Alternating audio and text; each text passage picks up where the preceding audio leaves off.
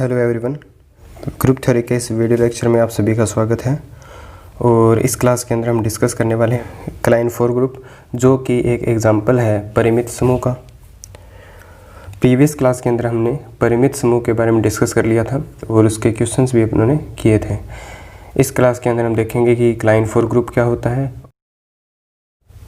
पहले इसकी डेफिनेशन देख लेते हैं अपने, और फिर जो बचे हुए क्वेश्चन हैं परिमित समूह के वो भी डिस्कस करने वाले हैं। तो क्लाइन फोर ग्रुप की डेफिनेशन क्या होती है? तो चार कोटि का ऐसा समूह जिसका प्रत्येक अवयव संयम का प्रतिलोम है।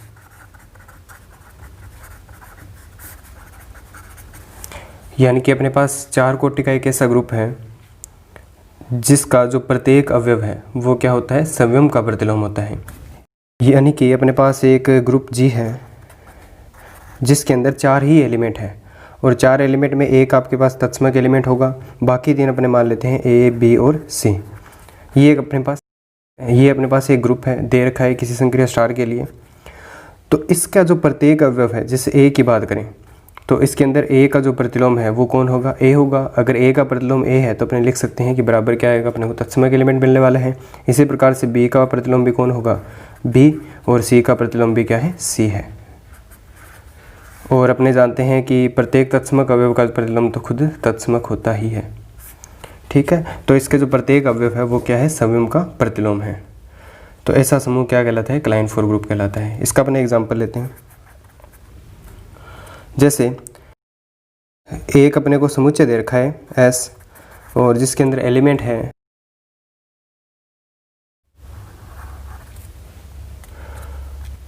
तो अपने को समुच्चय दे रखा है जिसके अंदर एलिमेंट है 1, 3, 5, 7, और संक्रिया जो दे रखी है वो दे रखी है गुणा 8 की। तो इसको अपने देख लेते हैं संक्रिया सारणी बनाकर। तो यहाँ पर अगर इसके लिए संक्रिया सारणी बनाएं तो कुछ इस प्रकार से बनेगी। यहाँ पर लिखेंगे एलिमेंट, और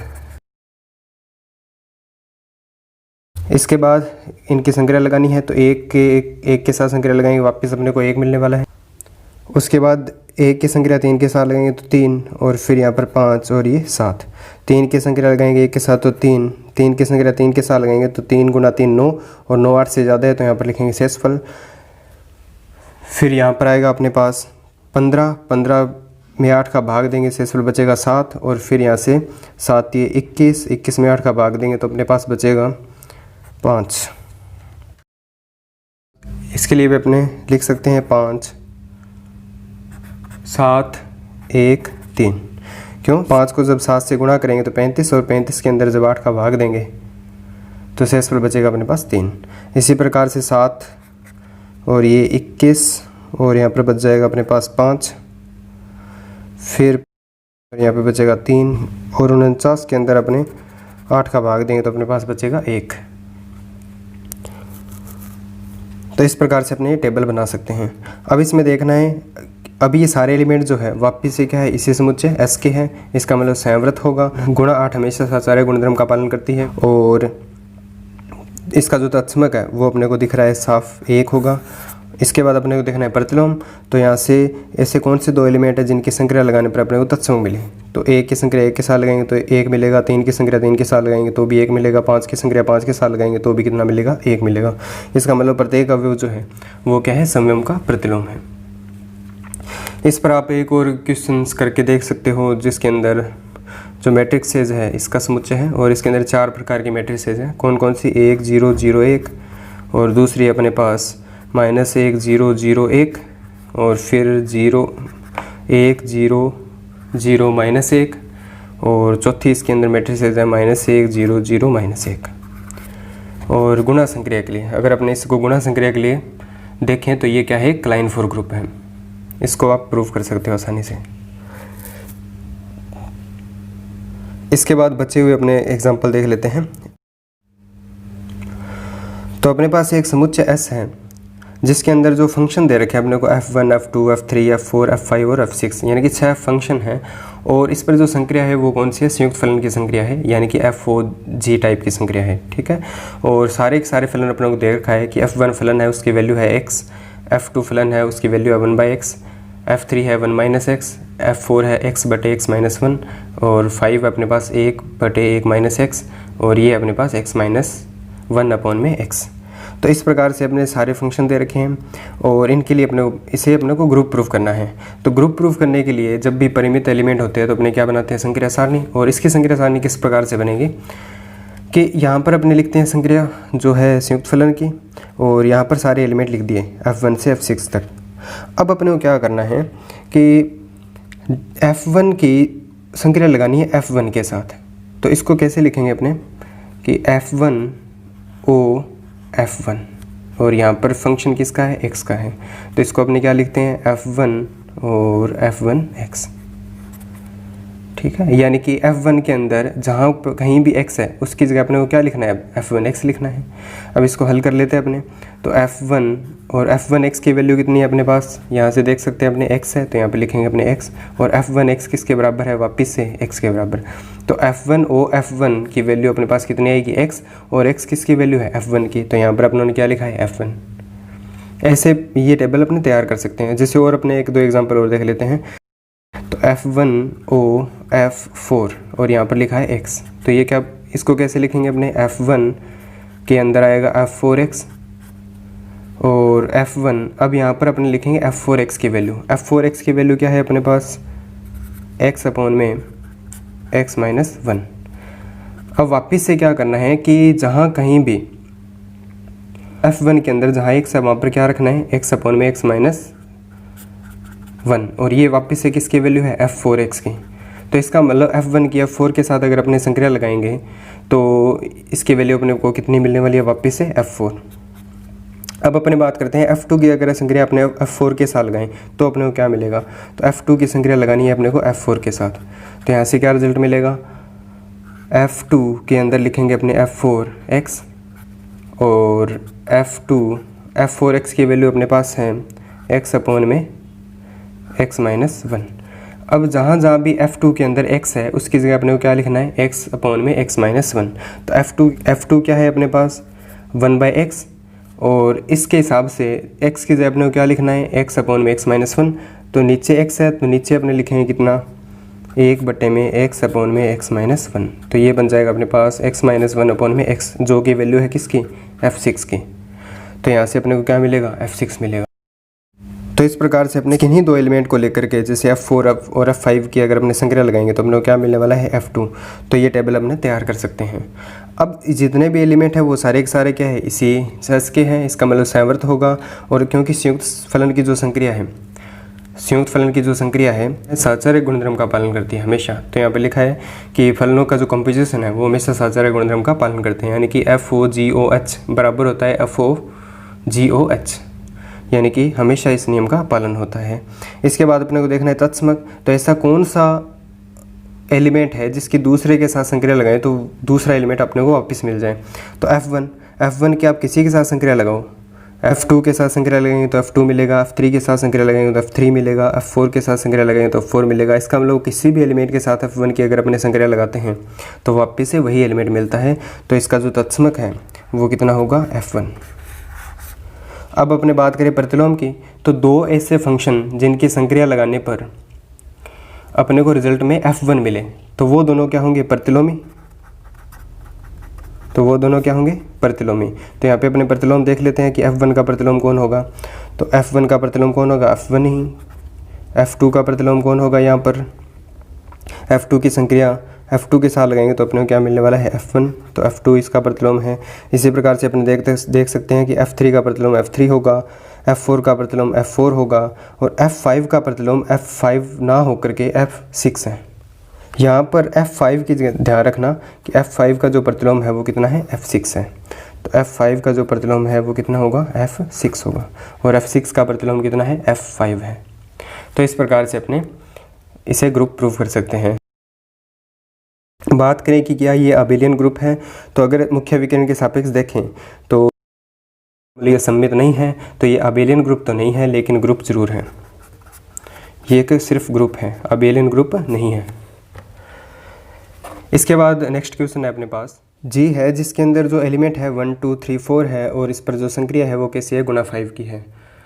और इसी से रिलेटेड एक अपने पास क्वेश्चन है जिसके अंदर 1 से लेकर के p-1 तक एलिमेंट है और संक्रिया कैसी है, गुणा p की है। और p यहाँ पर क्या है, एक प्राइम नंबर है।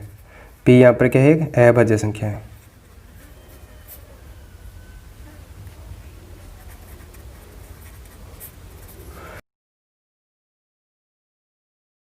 पहले इसको अपने समझेंगे कि ये किस प्रकार से ग्रुप बनता है, फिर इसी को देख करके अपने इसको भी क्या कर सकते हैं, आसानी से प्रूव कर सकते हैं। तो जब भी ऐसा केस आता है तो अपने क्या बनाते हैं, संक्रिया सारणी, और इसके लिए अपने संक्रिया सारणी आसानी से बना सकते हैं। अब यहाँ पर लिखा 1 2 3 4 और यहाँ पर 1 2 3 4 लगानी है गुणा 5 की संक्रिया, तो 1 की संक्रिया 1 के साथ 1, ये यहाँ से क्या बन जाएगा 2 3 और 4।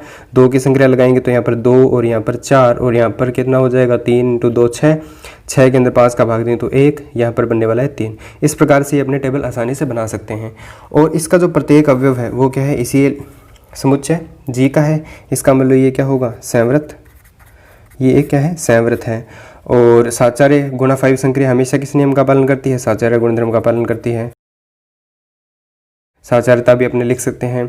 उसके बाद देखें अगर प्रतिलोम की तत्समक की, तो इसका तत्समक कितना होगा, गुणा 5 संक्रिया के लिए तत्समक 1। यहाँ पर आपको ई कितना मिलने वाला है, 1 मिलने वाला है। तत्समक के बाद अगर अपने बात करें प्रतिलोम की, तो प्रतिलोम कैसे होगा कि 1 का प्रतिलोम 1 का इन्वर्स जो है वो कितना होगा, 1। इसी प्रकार से 2 का इन्वर्स कितना आएगा अपने पास, 2 की अगर संक्रिया लगाएंगे अपने 3 के साथ तो अपने को 1 मिलने वाला है। तो यहाँ से 3 का इन्वर्स कौन होगा, फिर 2। अब बात करते हैं 4 की, तो 4 का इन्वर्स कितना होगा यहाँ पर, 4 का इन्वर्स कितना होगा यहाँ पर, 4। तो इस प्रकार से इससे अपने ग्रुप प्रूव कर सकते हैं। ये एक अबेलियन ग्रुप भी है। अगर इसको मुख्य विकिरण के सापेक्ष देखें तो इस तरफ 2 इस तरफ 2 3 3, यानी कि समान एलिमेंट मिलते हैं आपको समान दूरी पर, तो ये एक अबेलियन ग्रुप है। यानी कि जब जब यहाँ पर क्या होता है, अभाज्य संख्या होती है, तो ये जो समुच्चय बनता है, ध्यान रखना यहाँ पर 0 नहीं है, 1 से आगे वाले एलिमेंट है, तो ये क्या होता है, ये एक अबेलियन ग्रुप होता है। तो इसी प्रकार से यहाँ पर भी क्या लिखा है, p एक क्या है, अभाज्य संख्या है। अगर अभाज्य संख्या है तो ये भी क्या बनने वाला है, अबेलियन ग्रुप बनने वाला है। तो इसको अपने प्रूव करते हैं। सबसे पहले अपने देखेंगे संवृत। संवृत में क्या करना होता है, अपने को 2 एलिमेंट लेने होते हैं, a जो कि क्या है, इस g का एलिमेंट है। अगर इस g का एलिमेंट है तो अपने लिखेंगे कि a की वैल्यू जो है वो 1 से लेकर के p-1 तक है। इसी प्रकार एक और एलिमेंट लेते हैं अपने g, जिसकी वैल्यू जो है वो भी क्या है, 1 से लेकर के p-1 तक है। अब ये दोनों एलिमेंट अगर g के हैं तो इनका गुणा जो है, इनके बीच में जो संक्रिया लगाएंगे गुणा p की, वो भी एलिमेंट क्या आना चाहिए, इसी समुच्चय जी का आना चाहिए। अब अपने पास गुणा p की संक्रिया है, इसका मतलब क्या है कि a और b को गुणा करना है, गुणा करने के बाद p का भाग देना है। अब a और b अगर इस समुच्चय के एलिमेंट हैं, अगर अपने गुणा करने के बाद अगर अपने p का भाग देंगे तो कोई ना कोई शेषफल आएगा, और वो जो शेषफल आएगा वो e से तो क्या होगा, कम होगा। अच्छा, अगर p से कम है तो इनमें से कोई एलिमेंट आएगा, यानी कि आपको जो शेषफल मिलेगा वो क्या है, वो भी क्या है, p से कम है, 1 से लेकर के p-1 के बीच में है। इसका मतलब ये जो एलिमेंट है वो भी किसका होगा, g का, क्योंकि शेषफल हमेशा जिस संख्या से अपने भाग देते हैं उससे कम होता है। तो ये एलिमेंट भी क्या होगा, g का। इसका मतलब संवृत है। फिर बात करते हैं अपने साचार्यता की। अब साचार्यता के लिए क्या होता है कि कोई 3 एलिमेंट लेने हैं, a, b और c, जो किसके हैं, इस सेट g के हैं। अगर ऐसा है, इसके बाद अपने को देखना है कि a की संक्रिया b के साथ लगानी है पहले, और फिर संक्रिया लगानी है c के साथ। तो इसका जो आंसर आएगा, अगर वही आंसर आ जाए इन दोनों के बीच में पहले संक्रिया लगाने पर, तो ये क्या हो जाएगा, साचार्य गुणधर्म का पालन करेगा। पहले ये तो हमें पता है कि ये संक्रिया साचार्य गुणधर्म का पालन करती है, तो यहाँ पर कैसे प्रूव करेंगे, इस संक्रिया का मतलब क्या है कि a और b का गुणा करने के बाद p का जब भाग देंगे तो यहाँ पर अपने को शेषफल मिलेगा, और उसकी अपने को मल्टीप्लाई करनी है c के साथ, फिर वापस से p का भाग देना है। तो इससे अच्छा अपने ये लिख दें डायरेक्ट कि a, b और c जो है इनकी करनी तो मल्टीप्लाई है ना। अगर इनकी मल्टीप्लाई करके लास्ट के अंदर अपने p का भाग देंगे तो भी शेषफल क्या मिलने वाला है, सेम ही। तो यहाँ पर अपने लिखेंगे कि a, b और c में p का भाग देने पर प्राप्त शेषफल। इसका मीनिंग ये है। और ऐसे ही अपने लिखेंगे a गुणा p b गुणा p c। तो इसका मतलब भी क्या है कि पहले b और c को गुणा करना है और p का भाग देना है, और फिर a से गुणा करके वापस से p का भाग देना है। इसको अपने ऐसे भी तो लिख सकते हैं ना कि a b c में p का भाग देने पर प्राप्त शेषफल। अब यहाँ पर क्या है कि इसमें भी अपनों ने तीन संख्याओं का गुणा करके p का भाग दिया और फिर अपने को मिला शेषफल। इसमें भी क्या है, इन तीनों को गुणा करके p का भाग दिया और अपने को मिला शेषफल। तो सेम संख्याएं हैं तो यहाँ पर शेषफल भी क्या मिलेगा, सेम। तो ये भी r, अगर इसको r1 लिखें, इसको r2 लिखें, तो अपने आसानी से बता सकते हैं कि r1 बराबर होगा r2। इसका मतलब सहाचारक गुणधर्म का पालन होगा। इसके बाद देखना है अपने को तत्समक। तो e जो है वो कितना आएगा, 1, क्योंकि यहाँ पर संक्रिया कौन सी, गुणा p की। तो किसी भी एक एलिमेंट की अगर दूसरे किसी i एलिमेंट के साथ अगर अपने संक्रिया लगाएंगे तो अपने को वापस से क्या मिलने वाला है, i मिलने वाला है। क्यों, क्योंकि 1 गुणा i आएगा, और i क्या है, इस समुच्चय का एलिमेंट है, तो उसके अंदर अगर p का भाग देंगे तो ये क्या बनने वाला है, शेषफल। ठीक है, तो इसका मतलब 1 जो है वो क्या होगा, इस संक्रिया का तत्समक। इसके बाद हम 4 नंबर पर बात कर लेते हैं प्रतिलोम की। तो प्रतिलोम कैसे निकालना है। अब देखो होता क्या है, क्योंकि एक परिमित समुच्चय है, तो परिमित समुच्चय के अंदर अपने क्या करते थे, एक संक्रिया, इस प्रकार से अपने एक संक्रिया सारणी बनाते हैं। संक्रिया सारणी में क्या होता है कि कोई एक एलिमेंट लेते हैं अपने, और उस एलिमेंट की प्रत्येक दूसरे एलिमेंट के साथ अपने संक्रिया लगा करके प्रत्येक रो जो है वो अपने तैयार करते हैं। तो इसमें भी क्या होगा, कोई एक एलिमेंट होगा अपने पास, जैसे मान लो कोई एक एलिमेंट है S, जो क्या है, इस समुच्चय G का है। तो इस समुच्चय G का कोई एक एलिमेंट है, तो अपने क्या कर सकते हैं, प्रत्येक एलिमेंट के साथ उसकी संक्रिया लगा सकते हैं। तो जैसे इसकी संक्रिया लगाएंगे तो अपने पास क्या बनने वाला है, 1 गुणा PS, 2 गुणा PS, 3। इस प्रकार से बीच में कहीं आएगा I गुणा PS, कहीं पर अपने पास J गुणा PS। इस प्रकार के एलिमेंट अपने को मिल सकते हैं, और लास्ट के अंदर मिलेगा अपने को p-1। इसके बीच में संक्रिया लगानी है s के साथ। तो इस प्रकार से अपने प्रत्येक जो एलिमेंट है उसकी अपने s के साथ संक्रिया लगा सकते हैं। अब ये जो एलिमेंट है सारे के सारे, अपने को पता है कि जब संक्रिया ग्रुप होता है तो संक्रिया लगाने के बाद ये जो एलिमेंट है इस रो के, वो सारे क्या होते हैं, इसी समुच्चय G के होते हैं। लेकिन इनका जो क्रम है वो आगे पीछे हो सकता है, जैसे 3 है, 3 पहले लिखा गया, 1 बाद में लिखा गया, इस प्रकार से। तो इसमें भी क्या होगा कि है तो ये सारे के सारे एलिमेंट, ये क्या है, आगे पीछे भी हो सकते हैं। तो ये जो एलिमेंट है, अब इनकी संख्या कितनी है, जितनी G के जो एलिमेंट हैं उन्हीं के बराबर है। लेकिन अपने मान लेते हैं एक बार कि गलती से ये कोई 2 एलिमेंट जो इसके बराबर ना हो जाए, है ना, क्योंकि ग्रुप की डेफिनेशन में क्या होता है कि इनमें किसी रो के अंदर 2 एलिमेंट रिपीट नहीं होनी चाहिए। तो पहले अपने चेक कर लेते हैं कि कोई 2 एलिमेंट जो है इस रो के वो बराबर नहीं है। तो मान लेते हैं एक बार कि जो ये एलिमेंट है i एलिमेंट, i गुणा PS और j गुणा PS, ये मान लो दोनों एलिमेंट क्या है, बराबर है। अगर ये 2 एलिमेंट बराबर है, इसका मतलब क्या है कि जब मैं i और s की मल्टीप्लाई करूँगा और उसके अंदर जब मैं जब अपने p का भाग देंगे पर प्राप्त शेषफल, इसका मतलब क्या है, i और s का अगर अपने गुणा करें और उसके अंदर अपने p का भाग दें तब अपने को मान लो कि शेषफल मिलता है r1। और इसका मतलब क्या है कि js में p का भाग देने पर प्राप्त शेषफल, ये मान लो कितना है, r2 है। तो इन दोनों को बराबर होने का मतलब है r1 बराबर है r2, यानी कि दोनों के जो रिमाइंडर है वो क्या है, बराबर है।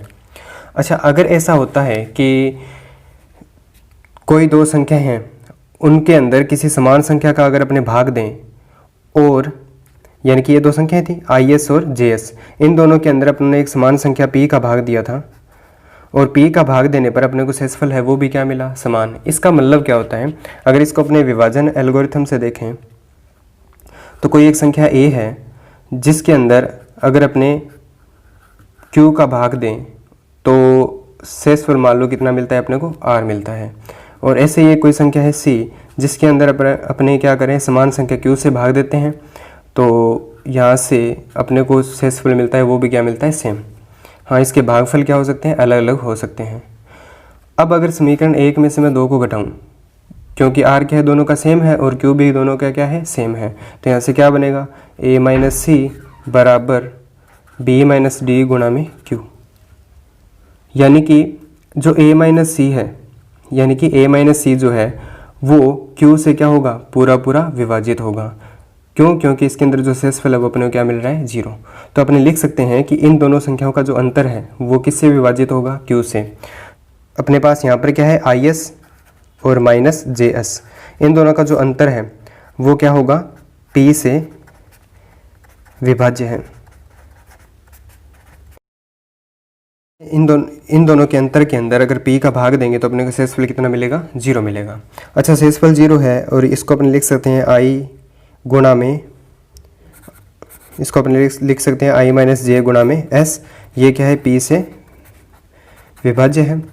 अगर ये p से विभाज्य है, इसका मतलब क्या हुआ, i माइनस जे एलिमेंट क्या था, इसी g का था, क्योंकि अगर i एलिमेंट इसका ले रहे हैं, j एलिमेंट इसका ले रहे हैं, उनका अंतर करेंगे तो वो भी क्या आएगा, इसी g का आने वाला है अपने पास।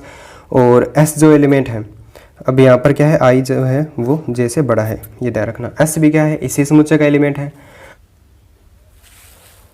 इसका मतलब जो कि पॉसिबल नहीं है, जो कि संभव नहीं है। ऐसा नहीं हो सकता कि किन्हीं दो संख्याओं का जो गुणनफल है वो p से क्या हो जाए, पूरा पूरा विभाजित हो जाए, जबकि p क्या हो, अभाज्य संख्या हो, क्योंकि p क्या है, अभाज्य संख्या है।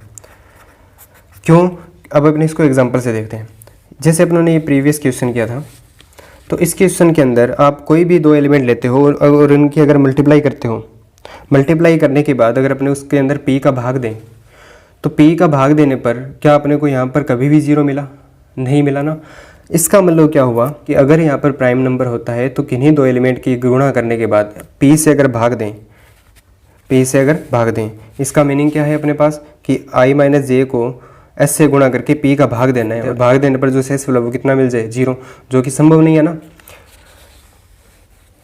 ऐसा 0 वापस अपने को नहीं मिलता जब तक ये क्या हो, प्राइम नंबर हो। इसका मतलब ये जो अपनों ने माना है कि कोई दो एलिमेंट बराबर हो सकते हैं, ये अपन ने गलत माना है। तो i गुणा पी एस जो है बराबर नहीं होगा j गुणा पी एस के।